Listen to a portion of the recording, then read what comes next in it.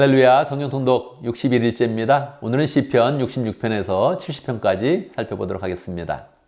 시편 66편과 67편은 작자 미상으로 우리가 저자를 알지 못합니다. 저자를 알지 못할 때는 우리는 더 내용에 집중해서 음미하면 되겠습니다.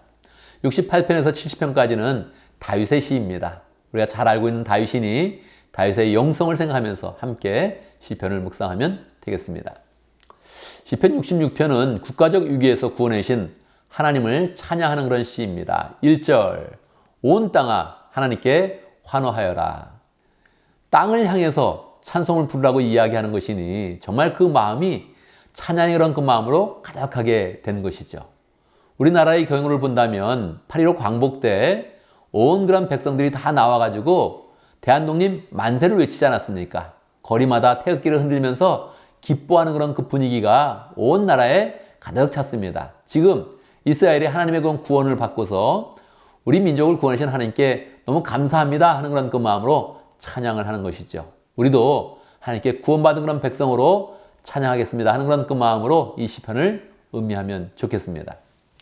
67편의 그런 내용에 보면 이 내용은 6절에 이 땅이 오곡백과를 냈으니 라는 그런 구절이 있습니다. 그래서 이 구절은 추수의 그런 계절을 얘기하고 있는데요. 추수의 그런 계절을 나타내고 있어서 특별히 이 시편은 초막절 때, 수장절 때 백성들이 다 모였을 때 낭독이 되었습니다. 그래서 추수의 그런 감사를 가지고 하나님께 더 영광을 돌리는 것인데요.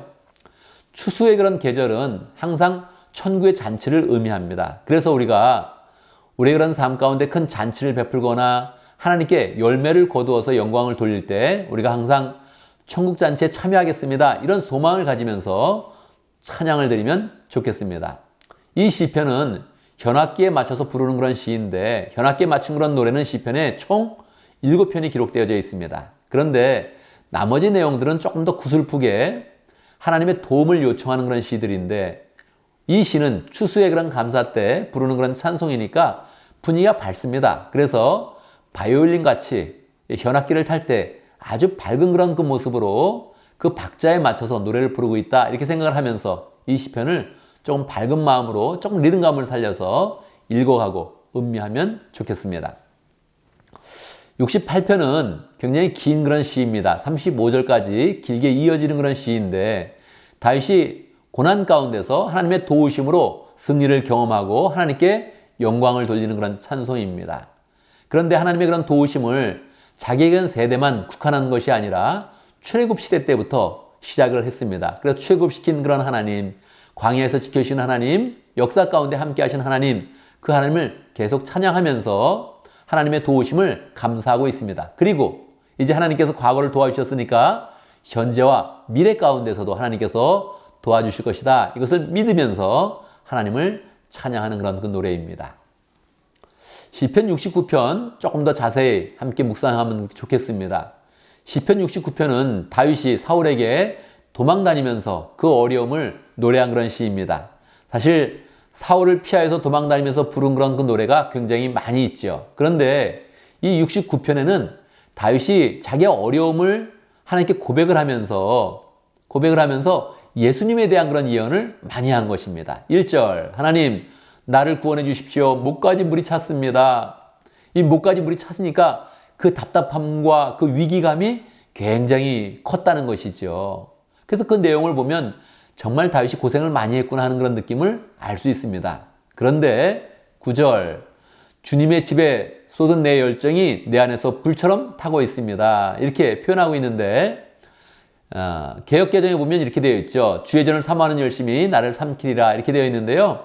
이것은 이스라엘 그런 백성들이 너무 주의 전을 사모하다가 거기서 막 장사하고 하면서 그 성전을 더럽히지 않습니까? 그래서 주님이 성전을 정화시킨 그런 사건이 있는데 요한복음 1장에서 제자들은 사람들이 성전에서 막 장사하는 그런 그 모습을 보면서 이 구절을 떠올렸다는 것입니다. 그래서 요한복음에 이렇게 인용이 되어져 있고요. 21절, 저희가 쓸개로 나의 식물을 주며 길할 때 초를 마시었나니 이렇게 표현되어져 있습니다.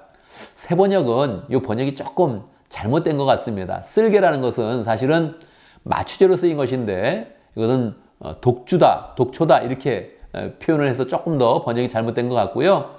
개역개정으로 볼 때 저희가 쓸개로 나의 식물을 주며 이것은 예수님께서 십자가를 지실 때 마취제로서 예수님의 입에 쓸개 탄 그런 물을 마시게 합니다. 왜냐하면 이제 고통을 감하게 하는 것이죠. 그래서 이것이 그대로 신약 성경에 인용이 되었고 예수님에게 적용이 되는 것입니다. 그리고 25절 저희 거처로 황폐하게 하시며 그 장막에 거는 자가 없게 하소서 이렇게 기록되어져 있습니다. 이것은 가룟 유다에 대한 그런 예언입니다. 가룟 유다에 대한 그런 그 예언이 미리 다윗의 입을 통해서 예언되었고 다윗이 가룟 유다가 예수님을 그렇게 배반했으니 저희 거처를 황폐하게 하라는 겁니다. 이것을 미리 다윗이 예언했다고 생각을 하면서 사도행전에 그대로 인용이 되고 있습니다. 우리가 이 다윗의 그런 그 내용이 신약 성경에 잘 인용이 되었다는 것을 생각하면서 성경을 볼 때 조금 더 세밀하게 보면 좋겠습니다. 70편의 그런 내용에 보면 짧은 그런 그 내용인데요. 5절로 맞춰집니다. 그런데 이 내용은 기념식에서 지휘자를 따라 부르는 노래 이렇게 부제가 붙어 있습니다. 그런데 1절의 내용을 보면 주님 너그럽게 보시고 나를 건져주십시오. 주님 빨리 나를 도와주십시오. 이렇게 표현이 되어져 있습니다. 이 내용을 보면 큰 그런 기념식에서 부르는 그런 찬양 같지는 않은데 그럼에도 불구하고 이렇게 부제가 붙어 있는 것을 보면 이것이 보편적이라는 것입니다. 우리가 어려움에 처해 있고 하나님의 도우심을 구하고 하나님의 도우심 때문에 감사하는 것 이것이 삶의 그런 보편적인 그런 그 마음이다. 그래서 기념식 때 불렀던 그런 찬양입니다. 우리도 늘 하나님의 그런 도우심을 구하고 도우심을 얻는 그런 가운데 승리하는 그런 생활을 하면 좋겠습니다. 우리가 내일 한 번 더 시편 5편을 더 묵상을 하고 이제 우리는 여호수아로 넘어가도록 하겠습니다. 감사합니다.